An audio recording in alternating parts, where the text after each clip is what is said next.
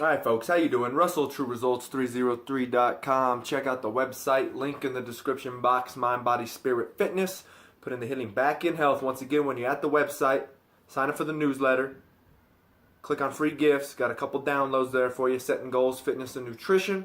Hopefully those are going to help you on your journey. If not, if you know someone that is starting that journey, then go ahead and let them know that it's out there. Follow us on social media, Facebook, Twitter, Google+.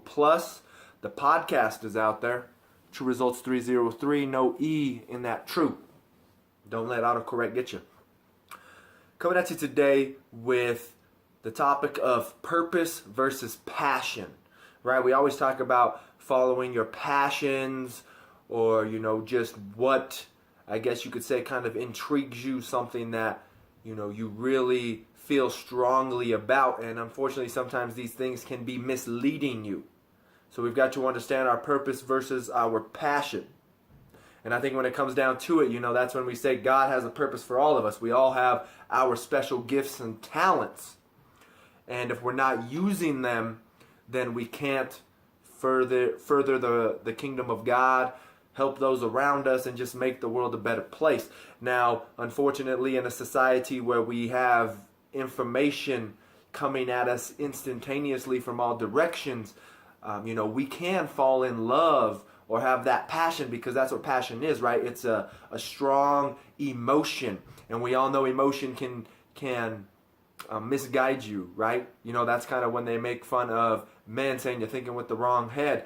Well, that means that's emotion, right? That's not, getting off topic there. But anyways, it's emotion is passion versus purpose, okay?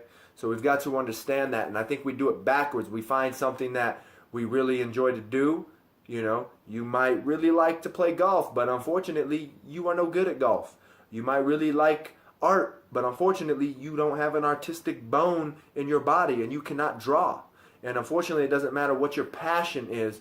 You've got to be able to find that purpose, because unfortunately, in today's world, we have a passion, and then we try to create a purpose out of that passion, and we're doing it backwards. Okay? I hope you can understand that. You need to understand your purpose, and then you make a passion out of it. If you have a God-given gift as a public speaker, then you unfortunately have to use that gift whether you like it or not. You can't hide from your gifts and your talents.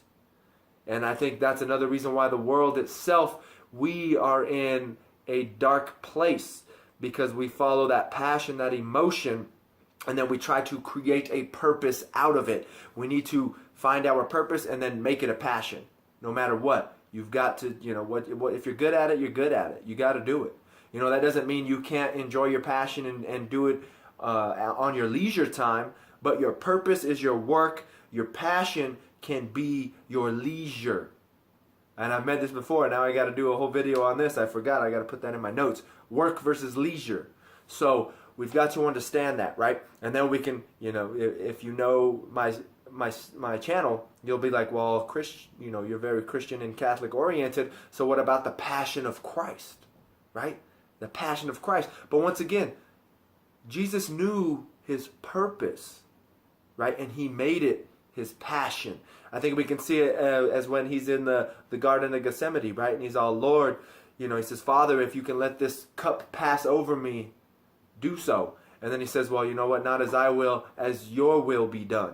So he knew his purpose, and then he pursued it passionately, right? So that's how it comes. Even Jesus knew his purpose, and he made it into his passion. It's the same thing when he was going around curing and challenging the Pharisees and the Sadducees and things like that, right? People wanted him to be king. They wanted to make him the president or the king of the nation. And he fought that, He was like, no, that's not my purpose. That's not why I was sent here. So even though, it sounded good, even when the devil tried to tempt him in the desert, look at this, I will give you all of this, da-da-da-da-da. He still knew his purpose. And it didn't matter what passions. Yes, he could have, gave in and just became the king, but he knew his purpose. And he followed it passionately. And look at the change it has made on this earth.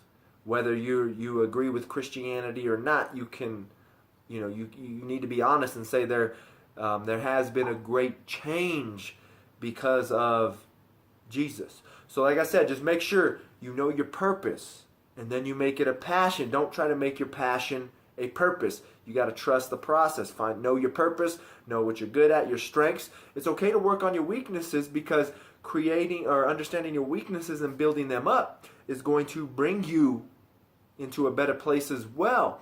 But make sure you know your strengths and you play to them as well, and you use them the way they're supposed to be used, those talents that God has given you.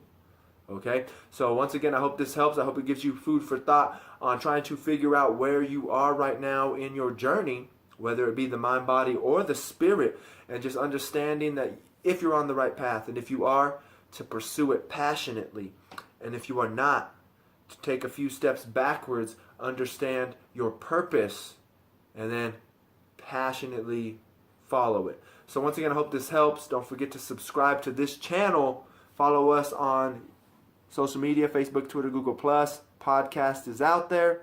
Share and like these videos.